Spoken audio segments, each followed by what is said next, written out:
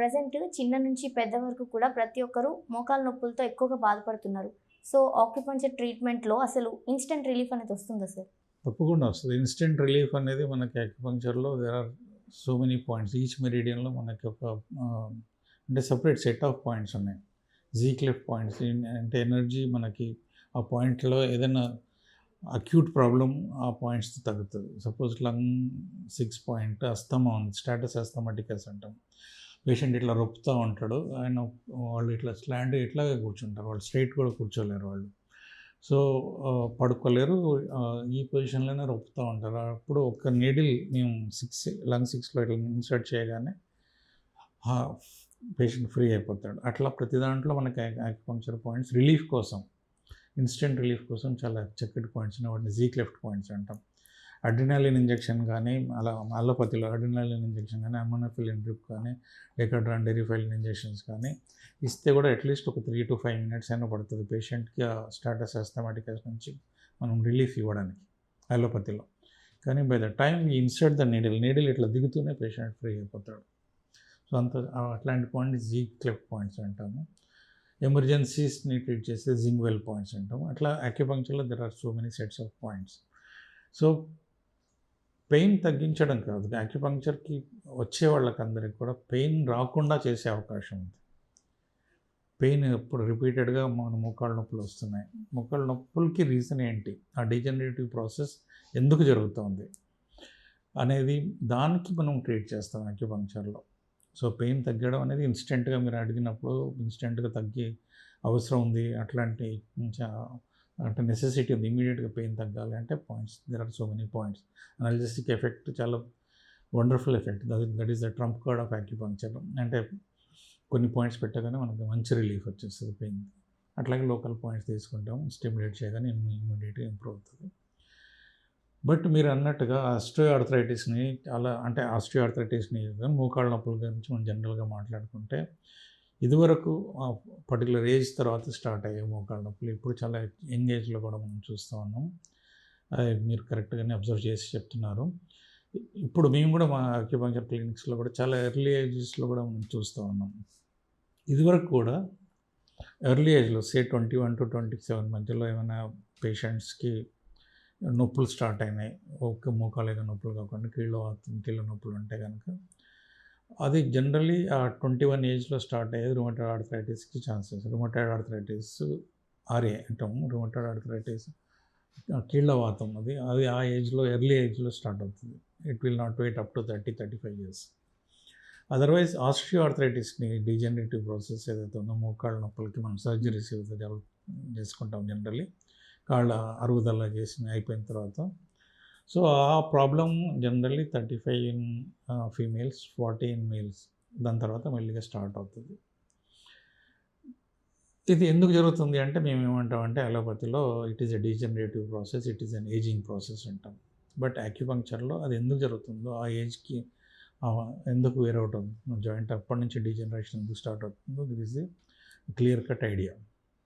Acupuncture ప్రకారం ఈ bones and cartilage అన్నిటికి సప్లై చేసే energy meridian kidney and urinary bladder. Water element energy మనకి బోన్స్కి కార్టిలేజెస్ సప్లై చేస్తుంది. సో, వాటర్ ఎలిమెంట్ ఎనర్జీ మనకి major part of water element kidney essence అంటాం. That is inherited energy. ఈ ఇన్హెరిటెడ్ ఎనర్జీ మనకి బోన్స్ అండ్ కార్టిలేజెస్కి సప్లై చేసే ఎనర్జీ దానికి ఇంకా కొన్ని బాడీలో ఇంకా కొన్ని పార్ట్స్కి సప్లై చేస్తుంది. It supplies energy to the scalp hair, it supplies energy to the ears, it supplies energy to the all sexual organs. Sexual organsకి all bones and cartilage supply చేస్తారు. స్కాల్ప్ హెయిర్కి సప్లై చేస్తుంది, ఇయర్కి సప్లై చేస్తుంది. So, each మెరిడియన్లో energy ఒక connective tissue, ఒక sensory ఆర్గాన్కి కనెక్ట్ చేస్తుంది. దీని sensory organ ear. So, what is happening actually this 70% of energy మనం ఇన్హెరిట్ చేసుకుంటాం మన పేరెంట్స్ నుంచి. మనము కొన్ని క్లియర్గా మనం అబ్జర్వ్ చేసి ఉంటే కనుక మోకాళ్ళ నొప్పులు ఆ ఫ్యామిలీలో అందరికీ ఉంటాయి. కొన్ని ఫ్యామిలీలో మా అక్క చెల్లెళ్ళందరికీ ఉంది, అట్లా మాట్లాడుకుంటారు. All this is because that energy అంటే డిప్ ఆఫ్ ఎనర్జీలో నుంచి మనం తీసుకున్న ఎసెన్స్ తగ్గిపోతా ఉంటే డీజనరేటివ్ ప్రాసెస్ స్టార్ట్ అవుతుంది. సో ఈ పర్టికులర్గా మనం మోకాళ్ళ నొప్పులకి మనం సప్లై చేసే ఎనర్జీ కిడ్నీ ఎసెన్స్ అన్నాం కదా. ఈ కిడ్నీ ఎసెన్స్ ఎనర్జీ ఎట్లా డెప్లీట్ అవుతుంది?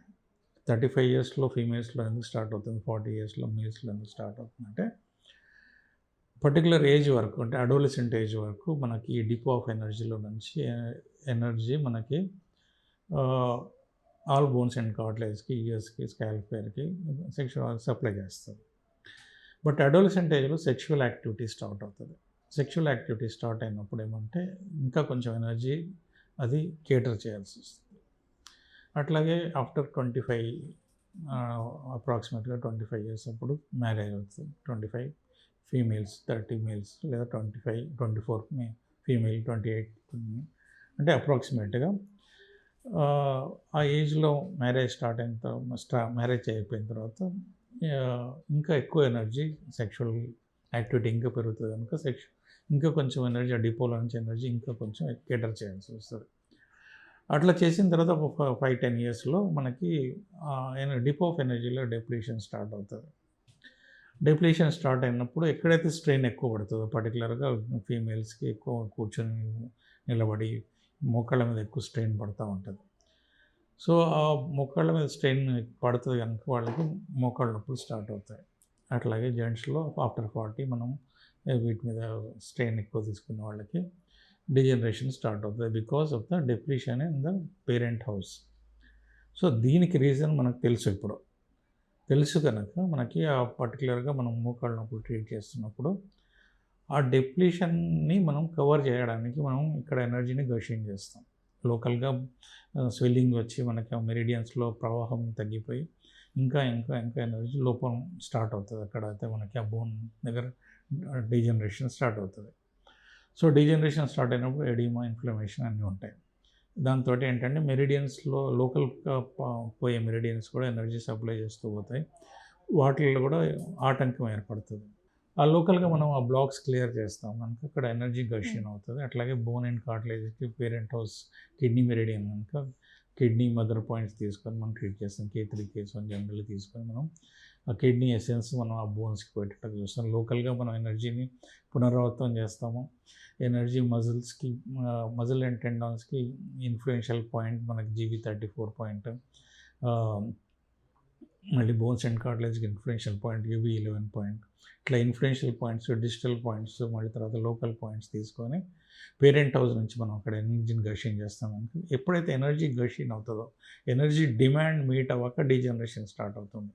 ఎనర్జీ డిమాండ్ మీట్ అయ్యే మనం ప్రక్రియ మనం చేయగలిగితే కనుక ఎనర్జీని మనం సఫిషియెంట్ ఎనర్జీని మనం పంపించేయగలిగితే కనుక డీజనరేషన్ స్టాప్ అవుతుంది. ఎప్పుడైతే డీజనరేషన్ స్టాప్ అవుతుందో మనకి ఆ పెయిన్ తగ్గడం స్టార్ట్ అవుతుంది. ఇంకా మనం ఎనర్జీ గషింగ్ చేస్తామంటే రీజనరేషన్కి this is the only science where we have scope for regeneration. Regeneration ఎందుకు అవుతుందంటే వీఆర్ ఎనర్జీని మనకు సఫిషియెంట్ ఎంత ఎనర్జీ బాడీలో డిమాండ్ ఆ పర్టికులర్ జాయింట్కి అవసరం ఉందో అంతకంటే ఎక్కువ ఎనర్జీ మనం అక్కడ గషింగ్ చేస్తూ ఉన్నాం. అండ్ సైనోవియల్ మెంబ్రెయిన్కి కూడా మన ఎనర్జీని మనం స్టిమ్యులేట్ చేస్తూ ఉన్నాం. వాటిని ఆ పాయింట్స్ని స్టిమ్యులేట్ చేస్తూ ఉన్నాం కనుక ఉన్న స్పేస్లోనే సైనోవియల్ ఫ్లూయిడ్ ఇంప్రూవ్ అవుతుంది. ఎప్పుడైతే సైనోవియల్ ఫ్లూయిడ్ అంటే అది గుజ్జు అంటాం కదా, ఆ ఆయిల్ లాంటిది మనం సిక్రీట్ చేయగలుగుతాము. ఆ రాపిడి తగ్గి మనకి పెయిన్ తగ్గడం స్టార్ట్ అంటే అవుతుంది. ఎముక అరుగుదల భాగంలో కానీ ఆ గుజ్జు మళ్ళీ రీజనరేట్ చేసే కెపాసిటీ యాక్యుపంక్చర్లో ఉంది. అందుకని మనకు లాంగ్ లాస్టింగ్ రిజల్ట్స్ ఇస్తాం. మనం చక్కటి రిజల్ట్స్ సర్జరీ కంటే మంచి రిజల్ట్స్ యాక్యుపంక్చర్లో ఇవ్వగలుగుతున్నాం అంటే that is because we can regenerate the process. మనం డీజనరేషన్ స్టాప్ చేసే కెపాసిటీ ఉంది. అట్లాగే ఎనర్జీని మనం గషింగ్ చేసి సైనోవియల్ మెంబ్రెయిన్ ప్రాపర్గా స్టిమ్యులేట్ చేయగలిగితే కనుక రీజనరేషన్కి మంచి స్కోప్ ఇస్తాం. ఎప్పుడైతే ఆ లెవెల్ వరకు మనం ట్రీట్ చేయగలిగితే డెఫినెట్గా లాంగ్ లాస్టింగ్ రిజల్ట్ వస్తుంది పేషెంట్. సార్, మీరు ఒక పేషెంట్ని ట్రీట్ చేసే ముందు అసలు ఏ అంశాలు పరిగణలోకి తీసుకుంటారు సార్? అంటే first of all age process. Suppose osteoarthritis ఉంది, మనకు బోన్ ఎక్స్రేలో చూస్తే డీజనరేషన్ ఉంది, మనకు క్యాలస్ ఫామ్ ఉంది, స్పేస్ తగ్గింది. సో ఇవన్నీ మనం చూసుకుంటే ఆస్టియోఆర్థరైటిస్ ఉంది. బట్ పేషెంట్ ఏజ్ 30 ఇయర్స్ కూడా లేదు, అప్పుడే మోకాళ్ళ నొప్పులు వచ్చేసినాయి. అట్లాగే ఆఫ్టర్ 60 మోకాళ్ళ నొప్పులు ఉన్నాయి, అప్పటివరకు బాగున్నాడు పేషెంట్, పొలాలకు వెళ్ళి పని చేసినాడు, అన్నీ చేసినాడు, సడన్గా డీజనరేషన్ స్టార్ట్ అయింది. సో ఆఫ్టర్ 60 ఆస్టియోఆర్థరైటిస్ని ఒకటే కాదు కదా మోకాళ్ళ నొప్పులకి వచ్చేది. మోకాళ్ళ నొప్పులకి అంటే వేరే వేరే రీజన్స్ ఉంటాయి. ఆ రీజన్స్ని మనం రూల్ అవుట్ చేయాలి. ఫస్ట్ ఆఫ్ ఆల్ బిఫోర్ 25 మనకి course rheumatoid arthritis rule out చేయాలి. అట్లాగే వేరే ఏమైనా ఇంజురీ అయిందా, ఇన్ఫెక్షన్ ఉందా, అవన్నీ రూల్ అవుట్ చేసి అకార్డింగ్లీ ట్రీట్ చేస్తాం. సో ఆ పేషెంట్కి హిస్టరీ ఇంపార్టెంట్. హిస్టరీ తీసుకుంటే మనకి ఇవన్నీ తెలుస్తాయి. ఏమైనా ఇంజురీ అయిందా, ఇంజురీ అయితే ఏదైనా లిగమెంట్ టైర్ ఉంటే, పార్షియల్ టైర్ ఉంటే అదొక వీక్ పాయింట్ అవుతుంది. అక్కడ ఇన్ఫ్లమేషన్ స్టార్ట్ అవుతుంది. అక్కడ డీజనరేషన్కి హేస్టెన్ అవుతుంది, అంటే డీజనరేషన్ తొందరగా అవుతుంది. అందుకే వాళ్ళకి తొందరగా మోకాళ్ళ నొప్పులు స్టార్ట్ అవుతాయి. వేరే వాళ్ళకంటే 35-40 ఇయర్స్ వాళ్ళకంటే వీళ్ళకి తొందరగా వస్తుందంటే ఏదైనా ఇంజురీ ఉంటుంది, లేదా ఇన్ఫెక్షన్ ఉంటుంది. ఆ ఇన్ఫెక్షన్స్ కూడా ఎన్నో రకాలు, ట్యూబర్కులోసిస్ ఇంకా అవన్నీ మనం రూల్ అవుట్ చేసుకోవాలి. ఫస్ట్లీ మనం హిస్టరీ తీసుకుంటే మనకి ఒక క్లారిటీ వస్తుంది. సో 5 ఎలిమెంట్స్లో ఈ 12 పేర్స్ ఆఫ్ మెరిడియన్స్ ఏవైతే ఉన్నాయో మనకి బాడీలో ఇమిడి ఉన్నాయో, ఆ 12 pairs of meridians they are fitted into 5 elements. ఈ 5 ఎలిమెంట్స్లో ఎక్కడైనా డిస్టర్బెన్స్ జరిగితే కూడా మనకి మోకాళ్ళ నొప్పులు వచ్చే అవకాశం ఉంది. అంటే వాటర్ ఎలిమెంట్ మనకి సప్లై చేస్తుంది. సపోజ్ ఒక పర్టికులర్ పర్సన్కి ఫైర్ ఎక్కువ ఉంది బాడీలో, అంటే మైండ్ ఎక్కువ వాడుతున్నారు, ఫైర్ ఎక్కువ ఉంది. So fire actually water element should control fire inside the body, but fire ఎక్కువ అయిపోయింది, చాలా ఎక్కువ అయింది. అప్పుడు ఏమవుతుంది, వాటర్ ఎలిమెంట్ డిప్లీట్ అవుతుంది. ఏదైనా పెనం మనం వేడి పెనం మీద నీళ్లు పోస్తే ఆవిరైపోతాయి కదా, అట్లాగే మనకి ఎక్కువ వేడి ఉంటే వాటర్ ఎలిమెంట్ డిప్లీట్ అవుతుంది. సో డిప్లీషన్ ఆఫ్ ఎనర్జీ ఆ డిపోలో మనం సిస్టమేటిక్గా వాడకంలో కాకుండా హీట్ ఎక్కువ ఉంటే కూడా మనకి వాటర్ ఎలిమెంట్ డిప్లీట్ అయ్యే అవకాశం ఉంది. సో ఇట్లా 5 ఎలిమెంట్స్లో ఎక్కడైనా డిస్టర్బెన్స్ ఉందో అది మనకి హిస్టరీలోనే తెలిసిపోతుంది సగం వరకు. ఎందుకు తొందరగా వచ్చింది, తనకి ఎందుకు తొందరగా ఈ ప్రాబ్లం క్రియేట్ అవుతుంది. సో రూట్ కాజ్ ఇక్కడ ఓన్లీ కిడ్నీ ఎసెన్స్లోనే ప్రాబ్లం లేదు, ఫైర్ ఎలిమెంట్ ఎక్సెస్ ఉంది. ఫైర్ ఎలిమెంట్కి రీజన్ ఏంటి, వాటర్ మెటబాలిజం సరిగ్గా లేకనా, లేకపోతే అట్లా అవన్నీ చూసుకుంటాం మనం. 5 ఎలిమెంట్స్ అని ఈ 5 ఎలిమెంట్స్లో తిరిగే సైకిల్స్ ఇవన్నీ మనం స్టడీ చేస్తాము.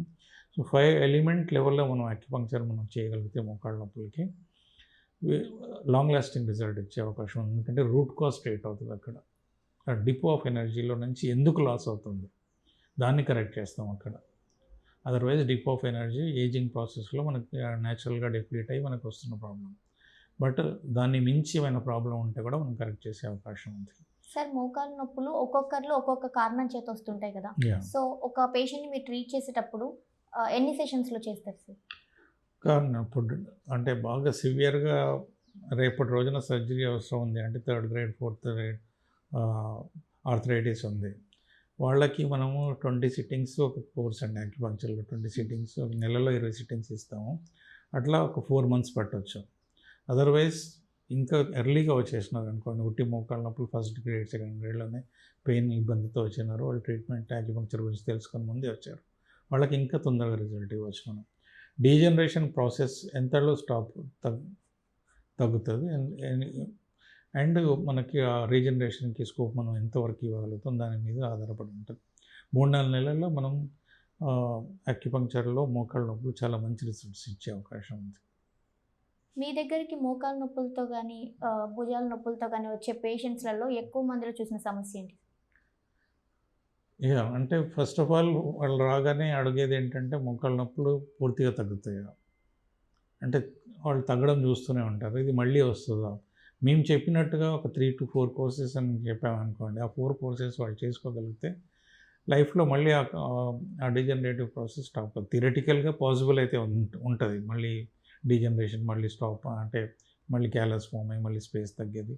But still what we have observed ఈ 30 yearsలో మేము అంటే నేను అక్యుపంక్చర్ టేకప్ చేసి 1988లో నేను స్టార్ట్ చేశాను. ఈ 36 yearsలో నాట్ ఈవెన్ ఎ సింగిల్ పర్సన్ని మేము సర్జరీకి పంపించింది లేదు. అది మా రికార్డ్. అంటే అక్యుపంక్చర్ గొప్పతనం, అది మాది కాదు.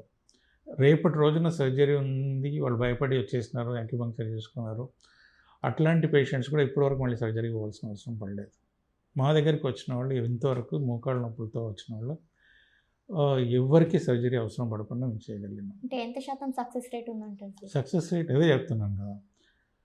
ఏ స్టేజ్‌లో ఈవెన్ రేపటి రోజున ఆపరేషన్ ఉందన్న స్టేజ్ నుంచి కూడా మనం మంచి సక్సెస్ ఇవ్వచ్చు. మేము మోకాళ్ళ నొప్పులకైతే ఏ ఏజ్ అయినా, ఎంత సివియర్ ఉన్నా, ఎంత క్రానిక్ ఉన్నా మనకి యాక్యుపంక్చర్‌లో మేము రిజల్ట్ ఇవ్వగలుగుతాం అని చెప్తాం. పూర్తిగా దగ్గరికి వచ్చిన తర్వాత కూడా వాళ్ళు నడక ఈజీ అవుతుంది. మెట్లెక్కేంతవరకు ఈజీ ఉంటుంది. కింద కూర్చొని లేవలేకపోవచ్చు. ఎందుకంటే మరీ అంత స్పేస్ దగ్గరికి వచ్చినప్పుడు. కొన్ని జాగ్రత్తలతో మనం లైఫ్ అంతా కూడా మనం మెయింటైన్ చేసే అవకాశం ఉంది without any surgery. Surgery 100% abort చేయొచ్చు. మేము 30 ఇయర్స్‌గా చేస్తుంది అది, 36 ఇయర్స్‌గా. Not even a single person మా దగ్గరికి వచ్చిన వాళ్ళు, ఇన్‌ఫ్యాక్ట్ రేపటి రోజున సర్జరీ అని వచ్చిన వాళ్ళు కూడా మా దగ్గర ఇప్పటివరకు మళ్ళీ సర్జరీకి పోయింది లేదు. సో యాక్యుపంక్చర్లో అంత చక్కటి రిజల్ట్స్ ఎందుకు ఇవ్వగలుగుతున్నాం అంటే we are treating the root cause. మనం ఆ డీజనరేటివ్ ప్రాసెస్ని స్టాప్ చేస్తున్నాం, ఆ రీజనరేషన్కి స్కోప్ ఇస్తాం అన్నాం. అందుకే సర్జరీ కంటే కూడా చక్కటి రిజల్ట్స్ వితౌట్ ఎనీ సర్జరీ. మనం లైఫ్ టైం సర్జరీని అవాయిడ్ చేస్తే మనం యాక్యుపంక్చర్ 3 to 4 కోర్సెస్లో మంచి రిజల్ట్స్ ఇవ్వచ్చు. సార్ ఈ ట్రీట్మెంట్లో ఒక సెషన్ టు సెషన్ మధ్యలో ఒక పేషెంట్ కానీ రిలీఫ్ కోసం వేరే మెడిసిన్ వాడితే కనుక వాడచ్చు. అదే కదా, ఇప్పుడు మనం we are not giving any medicine. మనకి యాక్యుపంక్చర్లో పెట్టగానే, నీడిల్ పెట్టగానే నేనైతే పెయిన్ కిల్లింగ్ పాయింట్స్ తీసుకోను. సో 4-5 రోజులు నొప్పి ఉండొచ్చు వాళ్ళకి, అప్పుడు ఆ పీరియడ్లో వాడుకోమని చెప్తాను నేను. ఏదైతే మెడిసిన్స్ వాడుతున్నారో స్టీరాయిడ్స్ వాడుతుంటే తగ్గించుకోమని చెప్తాను. అదర్వైజ్ పెయిన్ కిల్లర్ వాడుతున్నారంటే కొన్ని రోజులు వాడండి, నొప్పి వచ్చినప్పుడు వేసుకోండి అని చెప్తాను. ఒక 4-5 days 1 week అయిన తర్వాత వాళ్ళే తగ్గించేస్తారు, ఆపేస్తారు. సో మార్గ మధ్యంలో ఎప్పుడైనా నొప్పి ఎక్కువ ఉంది అంటే మేము కూడా రాసిస్తాం. చాలా రేర్గా అట్లా యాక్యుపంక్చర్లో వచ్చిన తర్వాత మెడిసిన్స్ మేము చాలా రేర్గా వాడతాము. అండ్ మెడిసిన్స్ తగ్గించడానికే ట్రై చేస్తాం మేము. And at the same time medicine ఇప్పుడు ఏదైనా సిస్టమిక్ డిసార్డర్ ఉంది, రుమటాయిడ్ ఆర్థరైటిస్ ఉంది, వాళ్ళు ఆల్రెడీ స్టీరాయిడ్ డిపెండెంట్ ఉన్నారు, వాళ్ళకి ఆల్రెడీ స్టీరాయిడ్ డిపెండెంట్ సడన్గా మనం విత్డ్రా చేయలేము. సో కొన్ని రోజులు వాడుకోమనే చెప్తాం మేము. గ్రాడ్యువల్గా టేపర్ చేస్తూ తగ్గించేస్తాం. ఫిట్స్ కోసం వస్తారు, మనం ఎపిలెప్సీ మనం ట్రీట్ చేస్తున్నప్పుడు సడన్గా ట్యాబ్లెట్స్ బంద్ చేయలేము. అట్లాగే సైకాట్రిక్ డిసార్డర్స్కి వస్తారు, వాళ్ళకి సైకాట్రిక్ మెడిసిన్స్ మనం ఆల్ ఆఫ్ ఏ సడన్ మనం స్టాప్ చేస్తే అగ్రవేషన్కి ఛాన్సెస్ ఉంటాయి. బాడీ అడాప్ట్ అయి ఉంది కదా మెడిసిన్స్కి. సో కొన్ని సందర్భాల్లో కొన్ని రోజులు కంటిన్యూ చేయించి గ్రాడ్యువల్గా టేపర్ చేస్తూ స్టాప్ చేస్తాం. ఆఫ్టర్ ట్రీట్మెంట్ మీరు వాళ్ళకి సజెస్ట్ చేసేది ఏంటి సార్? మేము వాళ్ళకి సజెస్ట్ చేసేది కొంచెం మూమెంట్స్ చేయమని చెప్తాము, ఎక్సర్సైజ్, వాకింగ్. అది వచ్చిన రిజల్ట్ని మెయింటైన్ చేయడానికి కొన్ని ఎక్సర్సైజ్ చెప్తాము. అదర్వైజ్ కింద కూర్చొని లేసేటప్పుడు కొంచెం జాగ్రత్త, ఎక్కువ మెట్లు ఎక్కేటప్పుడు కొంచెం జాగ్రత్త, ఇట్లాంటి చిన్న చిన్న జాగ్రత్తలు పాటించమని చెప్తాము.